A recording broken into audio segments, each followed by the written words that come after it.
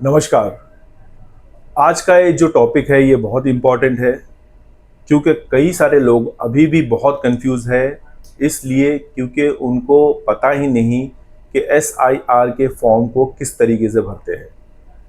सबसे बड़ी क्वेरी तो ये आ रही है कि जिनके नाम 2002 के लिस्ट में मौजूद थे, जैसे कई सारी महिलाओं के मुझे फ़ोन आते हैं कि भाई 2002 में हमारी शादी नहीं हुई थी, हमने फॉर्म जो है हमारे पिताजी के नाम से या डैडी के नाम से भरा था या मम्मी के नाम से जो भी था। अब वो फॉर्म जो है हम लोग शादी के बाद उसको किस तरीके से भरें? ये बहुत सिंपल क्वेरी है। एसआईआर का फॉर्म भरते समय आपको सिर्फ एक ही चीज़ का ध्यान देना है कि आप जब 2002 की लिस्ट का यानी जो लेफ्ट हैंड साइड का टॉप साइड आप जब भरोगे, तो उसमें आपको सिर्फ इतना करना है कि उसमें जो 2002 के लिस्ट में आपका जिस तरीके से नाम है, जिस तरीके से जो आपका डेटा है, यानी जो भी आपका वार्ड नंबर या जो भी आपका पार्ट नंबर या जो भी आपका नंबर दिया गया है, वो नंबर एज इट इज़ बिना कोई चेंजेस किए हुए। ये नहीं कि भाई मेरे डैडी का नाम मोहम्मद अली था और अब इसमें मेरे अब्बा का नाम से मोहम्मद लिखा हुआ है या सिर्फ अली लिखा हुआ है, तो मैं कैसे चेंज करूँ? कोई फ़र्क नहीं पड़ता। आप एज इट इज़ उस नाम को जिस तरीके से 2002 के डेटा के अंदर लिखा हुआ था, भले ही वो गलत हो या सही हो, वो बात की बात है। आप उसको एज इट इज़ उसको कॉपी करिए आपके नाम के अंदर, स्पेलिंग मिस्टेक भी हो कोई प्रॉब्लम नहीं, आप उसको उसी तरीके से उठाइए और 2002 के लिस्ट में आपके नाम के साथ उनको लिख दीजिए। जो परिवार के दो सदस्यों के नाम है, उन रिलेटिव नेम उनका भी नाम वैसे लिख दीजिए। जो डेटा है उसको उसी तरीके से लिख दीजिए, कोई चेंजेस किए बिना। समझ में आ रहा है आपको?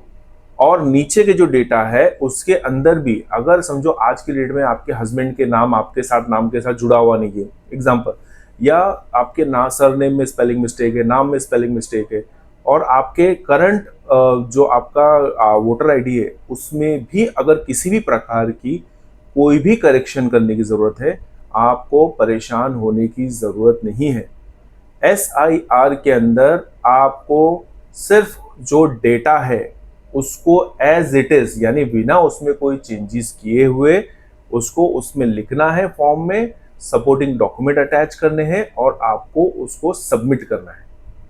ये फॉर्म सबमिशन होने के बाद जब दोबारा आपका सारी एक्टिविटीज़ ख़त्म हो जाएगी, फिर आप जब इसको चेंजेस करने जाओगे तो आपको एज जो आपका रिक्वायरमेंट है उसके सपोर्टिंग डॉक्यूमेंट देके आपको उसको क्लोज करना है। फिलहाल आपको किसी भी प्रकार का कोई भी चेंजेस आपके डॉक्यूमेंट्स में नहीं करना है। ना स्पेलिंग में इस पे कोई आपको चेंजेस करना है, ना ही किसी और चीज़ में आपको कोई भी चेंजेस करना है। जैसा 2002 के लिस्ट में आपका नाम है वही नाम उठा के आपको उसमें डाल देना है। जो डेटा आपके पिताजी का या कोई भी आपका डेटा है उसको एज इट इज़ डाल देना है, उसमें कोई चेंजेस नहीं करना है, स्पेशली स्पेलिंग के अंदर, क्योंकि अगर स्पेलिंग मिस्टेक हो गई तो वो आपके 2002 के डेटा से लिंक नहीं हो पाएगा, और जो डेटा लिंक नहीं होगा वो क्वेरी रेज होगी, उसके ऊपर क्वेश्चंस रेज होंगे। आई रिक्वेस्ट आप सभी से कि 2002 के डेटा को एज इट इज उठा के आपको सिर्फ पेस्ट करना है, कॉपी पेस्ट करना है, और आपके करंट जो वोटर आईडी है उसके डेटा को as it is without any changes, because document में जैसा लिखा हुआ है वैसा ही आपको उसमें लिखना है, और वो आपको बीएलओ को जल्द से जल्द सबमिट करना है। और ज़्यादा जानकारी के लिए आप मुझसे डायरेक्ट कांटेक्ट कर सकते हो मेरे मोबाइल पे, मेरे व्हाट्सएप पे, और आप मेरे हमारे ब्रांच भी विजिट कर सकते हो। शुक्रिया, थैंक यू, अल्लाह हाफ़िज़।